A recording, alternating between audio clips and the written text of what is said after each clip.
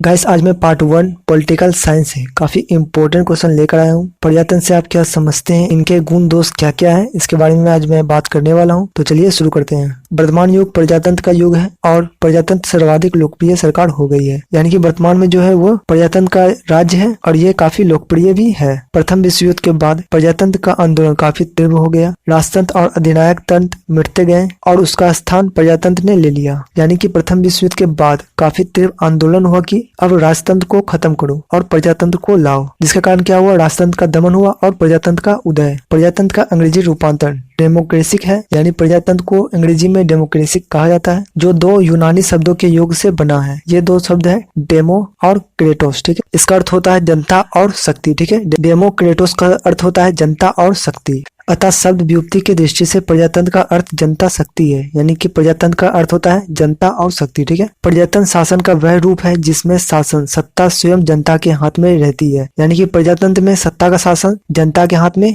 होता है और उसका प्रयोग वह प्रत्यक्ष या अप्रत्यक्ष रूप में करती है। प्रजातंत्र की परिभाषाएं विभिन्न विद्वानों ने विभिन्न प्रकार से दी है, जिसमें पहला है हेरोडोटस। हेरोडोटस का कहना है कि प्रजातंत्र उस शासन का नाम है जिसमें राज्य की सर्वोच्चता संपूर्ण जनता में निवास करती है। नंबर 2 है लॉर्ड ब्राइस। प्रजातंत्र शब्द का प्रयोग हेरोडोटस के समय से ही ऐसे शासन तंत्र के लिए होता है जिसमें सत्ता किसी व्यक्ति या वर्ग विशेष में निहित रहती है। नंबर 3 है ऑस्टिन। प्रजातंत्र वह शासन है जिसमें जनता का अपेक्षाकृत बड़ा भाग शासन करता है। नंबर 4 सिले। सिले का कहना है प्रजातंत्र वह शासन है जिसमें प्रत्येक मनुष्य भाग लेता है। Number 5 Dicey. प्रजातंत्र वह शासन व्यवस्था है जिसमें जनता का अपेक्षाकृत बड़ा भाग शासन करता है। नंबर 6 लेविसी। प्रजातंत्र मुख्यतः वह सरकार है जिसमें संपूर्ण राष्ट्र की बहुसंख्यक जनता संप्रभु शक्ति के प्रयोग में भाग लेती है। नंबर 7 प्रोस्टोंग। प्रजातंत्र का अभिप्राय ऐसी सरकार से है जो शासितों की सक्रिय स्वीकृति पर आधारित है। Number 8 Abraham Lincoln. प्रजातंत्र का अर्थ प्रजा का शासन प्रजा के लिए और प्रजा के द्वारा होता है। उपयुक्त परिभाषाओं में अब्राहम लिंकन की परिभाषा सर्वाधिक मान्य परिभाषा है,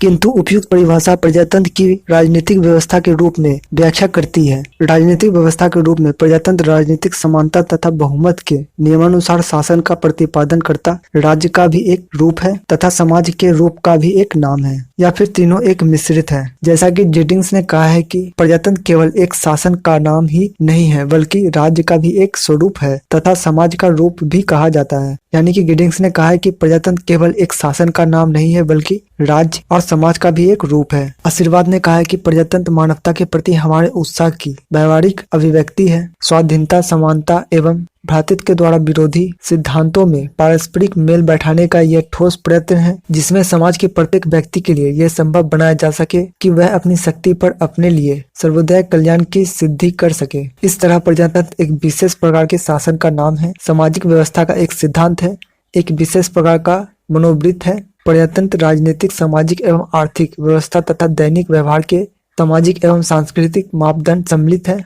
प्रजातंत्र शासन के गुण। प्रजातंत्र को अधिक विद्वानों ने सर्वश्रेष्ठ शासन व्यवस्था बतलाया है। फाइनर का मत है कि यद्यपि प्रजातंत्र में कुछ दोष अवश्य है, फिर भी उसमें मानव समाज को सामाजिक, आर्थिक और राजनीतिक क्षेत्र में कुछ विलक्षण उपहार दिए हैं। प्रजातंत्र के कुछ प्रमुख गुण निम्नलिखित है। इसका आधार जनता की समान इच्छा है। जनता प्रतिनिधियों का निर्वाचन करती है और ये प्रतिनिधि जनता की इच्छा अनुसार कानूनों का निर्माण करते हैं और शासन चलाते हैं। इस तरह प्रजातंत्र जनता के शासन का नाम है। यानी कि पहला गुण क्या है, जनमत, यानी कि वोट देने का अधिकार। उसके थ्रू हम सरकार को चुनते हैं और सरकार जनता की इच्छा अनुसार कानून को बनाकर सत्ता चलाती है। इस शासन का महत्व इस बात में है कि यह ऐसा साधन जुटाता है कि जिसमें जनता की इच्छा को अनुभव या ज्ञात किया जा सके और उसी के अनुसार शासन संचालित किया जा सके। यानी कि शासन जो चला रहा है वो जनता की इच्छा को समझे और उसके अनुसार संचालन करे। नंबर 2 स्वतंत्रता का पोषक। प्रजातंत्र शासन में अन्य शासकों की अपेक्षा स्वतंत्रता सबसे अधिक सुरक्षित रहती है। यानी कि प्रजातंत्र में जो हमें स्वतंत्रता मिली है अन्य शासकों की अपेक्षा इसमें हमें अधिक मिली है और ये सुरक्षित भी है। यानी कि यह अधिकार हमसे छीना नहीं जा सकता। व्यक्तिगत स्वतंत्रता का उपयोग व्यक्ति इस शासन प्रणाली में करता है, वैसे अन्य शासन प्रणाली में संभव नहीं है। यानी कि व्यक्ति को जो स्वतंत्रता मिली है, जो इस शासन प्रणाली में वह स्वतंत्रता का उपयोग कर सकता है, वह अन्य शासन प्रणाली में स्वतंत्रता का उपयोग नहीं कर सकता है। जैसे सरकार के खिलाफ कुछ बोलना, यह प्रजातंत्र में संभव है पर राजतंत्र में यह संभव नहीं है। विचारों की स्वतंत्रता, भाषा की स्वतंत्रता और संगठन की जो स्वतंत्रता हमें मिली है इस शासन में, वह अलग शासन में संभव नहीं हो सकती। विचार, भाषा एवं संगठन की जो स्वतंत्रता इस शासन में संभव हो सकती है, वह दूसरी शासन प्रणाली में संभव नहीं है। प्रजातंत्र में नागरिक को अपने सरकार की आलोचना करने यानी कि सरकार के खिलाफ कुछ आप बोल सकते हैं। मताधिकार के प्रयोग द्वारा सरकार को बदलने यानी कि वोट देकर आप सरकार को बदल भी सकते हैं। इस प्रणाली में नागरिक स्वतंत्रता का अपहरण नहीं किया जा सकता। प्रजातंत्र में प्रजा को जो अधिकार मिली है वह अधिकार सरकार नहीं छीन सकता। नंबर 3, आदर्श मूल आधार। प्रजातंत्र का मूल आधार है समानता, स्वतंत्रता और भ्रातृत्व। निस्संदेह प्रजातंत्र ही एक मात्र शासन है जो सिद्धांत पर आधारित है और राजनीतिक, आर्थिक, सामाजिक एवं धार्मिक समानता की स्थापना करता है। यानी कि राजनीतिक तौर पे, आर्थिक तौर पे और सामाजिक धार्मिक तौर पे उसे स्वतंत्रता मिलती है। इसके अंतर्गत जाति, लिंग, धर्म, वंश, रंग, अमीर गरीब, ऊंच नीच आदि का भेदभाव नहीं किया जाता, अपितु सभी नागरिक कानून के समक्ष समान समझे जाते हैं। यानी कि जो कानून बना है उस कानून में सभी सामान्य है, चाहे वो किसी भी जाति, लिंग, धर्म, वंश, रंग, अमीर गरीब, ऊंच नीच आदि कोई भी हो, सभी इस कानून में सामान्य समझे जाते हैं और प्रगति के लिए सबको समान अवसर प्रदान किया जाता है। लोवेल का कहना ठीक ही है कि प्रजातंत्र में किसी की भी यह शिकायत नहीं होती है कि उनकी सुनवाई नहीं की गई, यानी कि कोर्ट हरेक की बात को सुनेगी और उसे समान अवसर प्रदान करेगी। नंबर 4, व्यक्तियों का विकास। प्रजातंत्र ही एक ऐसा शासन है जिसमें सभी व्यक्तियों का चलित एवं व्यक्तित्व का विकास समान रूप से संभव है। इसमें नागरिकों के बौद्धिक तथा मानसिक गुणों का विकास होता है। यानी कि व्यक्ति को स्वतंत्रता प्रदान की गई है कि वो किसी भी धर्म से हो, वो अपना धर्म को मान सकता है। डेवी के अनुसार प्रजातंत्र के अंदर प्रत्येक व्यक्ति अपने अंदर सामाजिक इच्छा एवं भावना का अनुभव करता है। इस प्रकार नागरिक संपूर्ण होता है। यानी कि डेवी का कहना यह है कि प्रजातंत्र के अंदर प्रत्येक व्यक्ति अपने अंदर जो सामाजिक इच्छा है एवं भावना है उसका अनुभव वह कर सकता है। इस प्रकार नागरिक अपने आप का मालिक है। नंबर 5, राजनीतिक जागरण। प्रजातंत्र में जनता में राजनीतिक जागरण पैदा होती है। यानी कि प्रजातंत्र में जो जनता है वह राजनीतिक करना चाहती है। शासन कार्य में भाग लेने तथा समय समय पर निर्वाचन के फलस्वरूप जनता सदा जागृत रहती है। डॉक्टर ए उपाध्याय के कथानुसार प्रजातंत्र शासन प्रणाली जिम्मेवारी जनता के जिम्मे करके उसके अंदर बुद्धिमत्ता, आत्मनिर्भरता, नए कार्यों को करने की प्रवृत्ति तथा सामाजिक भावनाओं को प्रोत्साहित करती है। नंबर 6, शिक्षा को साधन। प्रजातंत्र में नागरिकों को राजनीतिक प्रशिक्षण मिलती है। यानी कि प्रजा को शिक्षा के थ्रू भी राजनीतिक पढ़ाई जाती है। इसमें व्यक्तियों के कर्तव्य, परायणता, सहनशीलता, पारस्परिक सहानुभूति, आत्मनिर्भरता, आत्मविश्वास, उदारता आदि गुणों का पाठ पढ़ाया जाता है। नागरिकों की अनैतिक तथा मानसिक परिधि विस्तृत होती है। क्योंकि नागरिकों को शासन में भाग लेने का अवसर प्राप्त होता है, इसलिए उन्हें समस्याओं तथा उनके समाधान का ज्ञान प्राप्त होता है। यानी कि इसमें क्या समस्या आएगी आपको भाग लेने से और इसकी समाधान किस प्रकार किया जा सकता है। CD वर्ष ने ठीक ही कहा है कि प्रत्येक शासन शिक्षा की एक पद्धति है, परंतु सर्वश्रेष्ठ शिक्षा आत्म शिक्षा है। इसलिए सर्वोत्तम शासन स्वशासन है, जिसको प्रजातंत्र कहते हैं। यानी कि कहने का मतलब यह है कि प्रत्येक व्यक्ति शिक्षा के एक पद्धति यानी कि शिक्षा को ग्रहण तो करता है, परंतु सर्वश्रेष्ठ शिक्षा आत्म शिक्षा है। यानी कि अपने आप से जो शिक्षा मिलती है वह सर्वश्रेष्ठ शिक्षा है। इसलिए सर्वोत्तम शासन स्वशासन है। सार्वजनिक कल्याण। प्रजातंत्र जनता के लिए जनता की सरकार है। इसका सर्वप्रथम लक्षण है जन कल्याण। प्रजातंत्र में बिना किसी भेदभाव के समस्त नागरिकों का हित साधन किया जाता है। वह लोक कल्याण की भावना पर आधारित होता है। यानी कि प्रजातंत्र में जो सरकार चुने जाते हैं उस सरकार के अंदर ये भावना होनी चाहिए, ये लक्षण होनी चाहिए कि सार्वजनिक कल्याण में बिना किसी भेदभाव के समस्त नागरिकों के हित को देखते हुए और लोक कल्याण की भावना उसके अंदर हो। वह बिना किसी लिंग जाति के किसी के साथ भी वह सरकार भेदभाव ना करे। इसमें लिंग, जाति, धर्म इत्यादि का भेदभाव नहीं किया जाता है तथा सभी नागरिकों को बढ़ने के लिए समान अवसर प्रदान किया जाता है। इस तरह सामाजिक कल्याण पर विशेष जोर दिया जाता है। नंबर 8, कर्तव्य पालन एवं देश प्रेम की भावना। प्रजातंत्र में मताधिकार से देश प्रेम की भावना का भी विकास होता है। चूंकि जनता स्वयं देश का सर्वोसर्वा है, इसलिए उन्हें राष्ट्रीयता एवं देशभक्ति की भावना का सर्वांगीण विकास होता है। नंबर 9, नैतिकता और मानवीयता तत्व का विकास। प्रजातंत्र व्यक्ति के नैतिक बल पर आश्रित है, उसके पार्श्विक बल पर नहीं। यदि प्रजातंत्र का पूर्ण विकास हो जाए तो भ्रष्टाचार तथा पारस्परिक कलह समाप्त हो जाएगा, स्वार्थ सिद्धि की भावना कम हो जाएगी और सेवा भावना के भाव में वृद्धि हो जाएगी। प्रजातंत्र में व्यक्ति के मानवीय पक्ष पर जोर दिया जाता है और इसमें उसे नैतिक का विकास होता है। नंबर 10 लोकप्रिय एवं अस्थायी शासन। प्रजातंत्र लोकप्रिय शासन व्यवस्था है। यह जनता के द्वारा जनता की सरकार है। इसमें जनता पर जनता का नियंत्रण रहता है। इसमें बार बार निश्चित अवधि पर चुनाव होता है और जनता अपने अनुकूल शासन व्यवस्था में परिवर्तन लाती रहती है। फलतः इसमें क्रांति की संभावना कम रहती है। गिलक्रास्ट ने ठीक ही कहा है कि लोकप्रिय सरकार सर्वसम्मति की सरकार है, इसलिए स्वभाव से ही क्रांतिकारी नहीं होता। नंबर 11 सर्वश्रेष्ठ शासन व्यवस्था। अंत में यह भी कहा जा सकता है कि प्रजातंत्र सर्वश्रेष्ठ शासन व्यवस्था है। प्रजातंत्र में शासन संचालन की क्षमता और कुशलता अन्य प्रकार के शासनों की अपेक्षा अधिक रहती है। लोवेल का कहना सार्थक है कि सरकार की उत्तमता की परीक्षा उस चरित्र से होती है जिसमें एक व्यवस्थित समाज अपने नागरिकों में उत्पन्न करने को प्रवृत्त रखता है और उन नागरिकों को उसे स्थित रखना होगा।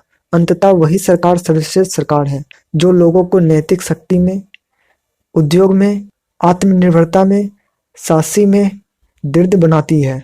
प्रजातंत्र के दोष या सीमाओं। प्रजातंत्र दोष मुक्त शासन नहीं है, इसमें भी कई प्रकार के दोष हैं, अर्थात इसकी भी सीमाएं हैं। आलोचकों ने इसके कई दोषों का उल्लेख किया है, जिसमें पहला है अयोग्य तथा अज्ञानी का शासन, यानी कि जो योग्य नहीं है और वो अज्ञानी है वह शासन के असीमता पर बैठता है। प्रजातंत्र को आलोचनाओं ने अयोग्यता तथा अज्ञानी को शासन माना है। सर हेनरी मैन ने कहा है कि प्रजातंत्र अज्ञानियों तथा बुद्धिहीन व्यक्तियों का शासन है जो बौद्धिक तथा वैज्ञानिक सत्य की प्रागृतिक के प्रतिकूल है। ऐसा करने के पीछे आशय यह है कि किसी सामान्य जनता साधारण तथा कम शिक्षित होता है, विशेषकर राजनीतिक रूप से शिक्षित नहीं रहती है और उसे राजनीतिक मामलों का ज्ञान नहीं के बराबर रहता है। साथ ही संख्या के आधार पर निर्वाचित होने के कारण विधायक तथा अन्य निर्वाचित शासनाधिकारी अयोग्य ही होता है, यानी कि अयोग्य व्यक्ति वह है जिसे राजनीतिक मामलों का कोई भी ज्ञान नहीं है फिर भी उसे सत्ता मिल गया है। और संख्या के आधार पर निर्वाचित होने के कारण, यानी कि संख्या के आधार पर अगर वो जीत जाता है तो ये बिल्कुल योग्य नहीं होगा, ये अयोग्य होगा। ठीक है, यानी कि वैज्ञानिक का ये कहना है कि अगर आपको राजनीतिक में आना है तो राजनीतिक के बारे में पूरी जानकारी होनी चाहिए, तभी आप योग्य होंगे, वरना आप अयोग्य होंगे। प्रतिभावना एवं अयोग्य व्यक्तियों की अपेक्षा प्रजातंत्र में नेता, आंदोलनकर्ता एवं उद्योगपति लोग ही स्वाभाविक नेता बन जाते हैं। प्रतिनिधियों द्वारा राज्य का शासन संभालने की जिम्मेवारी ली जाती है, इसलिए नहीं कि वे योग्य हैं अथवा उन्हें प्रबंध संबंधित विशेष ज्ञान प्राप्त है, अपितु केवल इसलिए कि उन्हें बहुमत प्राप्त हुआ है, यानी कि उसे वह पद मिल जाता है जिसके वह योग्य नहीं है, केवल इसलिए कि उसे बहुमत मिली है और वो जीत दर्ज कराए हैं। तो ये एक बहुत ही बड़ा नेगेटिव पॉइंट है राजतंत्र का। इसलिए फैगेट ने कहा है कि लोकतंत्र अनभिज्ञता भरा शासन है। नंबर 2 स्वतंत्रता का शत्रु। लेकी और सन हेनरी मैन के अनुसार स्वतंत्रता और प्रजातंत्र कोई वास्तविक संबंध नहीं है। वास्तविकता तो यह है कि सर्वसाधारण रूढ़िवादी, ईर्ष्यालु तथा संकुचित विचारों वाले और परंपराओं में विश्वास रखने वाले होते हैं। प्रजातंत्र शासन में धर्म सुधार आंदोलन तथा व्यावसायिक क्रांति संभव होना कठिन है। सर्वसाधारण के संकुचित विचार और असहिष्णुता के कारण विचार एवं व्यवहार की स्वतंत्रता भयानक बन जाती है। इसके अतिरिक्त प्रजातंत्र में बहुमत का शासन होता है। 51% व्यक्ति 49% व्यक्ति की स्वतंत्रता की अवहेलना कर इच्छानुसार कार्य कर सकता है, यानी कि 51% जो भी सरकार लाया उसकी जीत हो गई और 49% वाला उसकी हार, और 49% व्यक्तियों की मांग को देखा नहीं जाएगा, उसकी अवहेलना की जाएगी। नंबर 3 बहुमत का अत्याचार। प्रजातंत्र बहुमत का शासन है। कभी कभी बहुमत मनमानी करने लगती है और अल्पसंख्यकों का गला घोटने लगती है। कुछ विद्वान उसे क्रूर बहुमत की संज्ञा देते हैं। नंबर 4 अनुत्तरदायी शासन। प्रजातंत्र में उत्तरदायी केंद्र बिंदु को ढूंढ निकालना कठिन है। यदि कोई प्रयोग असफल हो जाता है तो उसके लिए किसी व्यक्ति विशेष को उत्तरदायी ठहराना कठिन है। फैगेट का कहना है कि प्रजातंत्र शासन के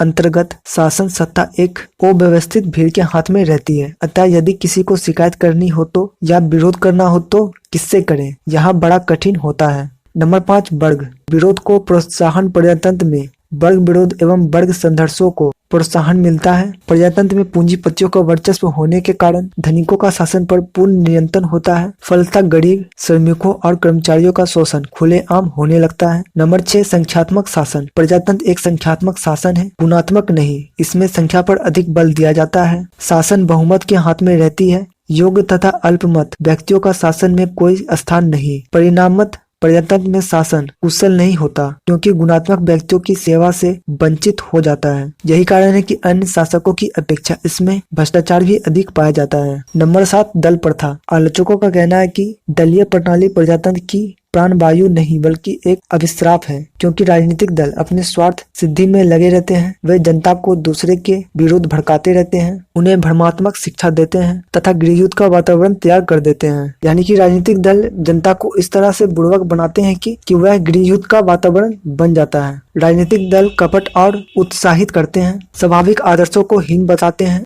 और राष्ट्र के जीवन में फूट डालकर लूट का माल बांट खाते हैं। नंबर 8, आवश्यक पद्धति। प्रजातंत्र पर आवश्यक होने का भी आरोप लगाया जाता है। उसमें बिना सोचे समझे राजनीतिक क्षेत्र में व्यवहारिक प्रयोग कर डाले जाते हैं। शासन तंत्र में निरंतर परिवर्तन होते रहने के कारण पर्याय अनुभवहीन की व्यवस्था स्थापित हो जाती है। नंबर 9, नैतिक दृष्टि से गलत। प्रजातंत्र नैतिक दृष्टिकोण से भी गलत है। प्रजातंत्र में ईमानदारी का दिखावा मात्र ही रहता है। झूठ बोलना, निंदा करना तथा एक दूसरे पर कीचड़ उछालना ही राजनीतिक का आधार बन जाता है। शासन में कर्मचारी तथा न्यायिक अधिकारी भी धन लोलुपता और भ्रष्टाचार से ग्रसित हो जाता है। साथ ही भाषण और लेखनी की स्वतंत्रता के नाम पर झूठ लेख या झूठ आरोप भी नेता पर लगाया जाता है। सार्वजनिक रूप से बदनाम करने की कोशिश अपने स्वार्थ सिद्धने के लिए की जाती है। नंबर 10, धन और समय का अपव्यय। बार बार निर्वाचन, हर विषय पर वाद विवाद, समितियों आदि का उपयोग। नंबर 11, वीर पूजा। प्रजातंत्र के अंतर्गत वीर पूजा यानी हीरो वर्शिप की भावना बहुत प्रबल रहती है। जनता इतनी भोली भाली है कि कभी कभी एक नेता की अंध अनुयायी हो जाती है और उसकी पूजा करने लगती है, ईश्वर अवतार की तरह। परिणाम वही नेता इसका नाजायज फायदा उठाकर तनाशा हो जाता है या आपातकाल लागू करके जन इच्छा को कुचल देता है। नंबर 12, कोर आदर्श। प्रजातंत्र को कोर आदर्श तथा व्यवहारिक शासन व्यवस्था कहा जाता है। यह पूर्ण समानता की गलत धारणा पर आधारित है। स्वतंत्रता और समानता के स्थानों पर परतंत्रता तथा असमानता ही दिखाई देती है। वर्ग के अनुसार प्रजातंत्र समानता का एक भयानक प्रपंच है। यह एक व्यर्थ का विचार मात्र है। नंबर 13, सभ्यता का विरोधी। प्रजातंत्र को सभ्यता, सांस्कृतिक तथा विज्ञान का शत्रु कहा जाता है। सामान्य जनता रूढ़िवादी होती है जो प्रगतिशील कदमों का सदा विरोध करती है। सन हेनरी मैन ने कहा है कि प्रजातंत्र बौद्धिक उन्नति, साहित्य, विज्ञान तथा कला के विकास के लिए अनुपयुक्त है। संक्षेप में यह भी कहा जा सकता है कि लोकतंत्र महान समर्थक लॉर्ड ब्राइस ने अपनी पुस्तक में प्रजातंत्र के अन्य लिखित दोष की चर्चा की है, जिसमें पहला है शासन व्यवस्था या विधान को विकृत करने में धन बल का प्रयोग। नंबर 2, राजनीति को कमाई का पैसा बनाने की ओर झुकाव। नंबर 3, शासन व्यवस्था में अत्यधिक व्यय। नंबर 4, समानता के सिद्धांतों का दुर्व्यवहार और प्रशासकीय पटुकता या योग्यता का उचित मूल्यांकन नहीं। नंबर 5, दलबंदी पर अधिक बल। नंबर 6, विधायिका सभाओं के सदस्यों तथा राजनीतिक अधिकारियों द्वारा कानून पास करते समय मतों को दृष्टि में रखना और अनुचित व्यवस्था के अंगकों को सहन करना। उपयुक्त दोषों को बिना दूर किए प्रजातंत्र शासन कभी भी सफलतापूर्वक नहीं चल सकता। तो फ्रेंड्स, आज के लिए इतना ही। उम्मीद है आपको वीडियो पसंद आया होगा। पसंद आया तो प्लीज वीडियो को लाइक कर दें। आप कमेंट कर बताएं कि आपको और किन का वीडियो चाहिए। साथ ही आपको ये वीडियो कैसा लगा। अगर आप नए हैं तो चैनल को सब्सक्राइब जरूर करें। तब तक के लिए अपना ख्याल रखना। जय हिंद।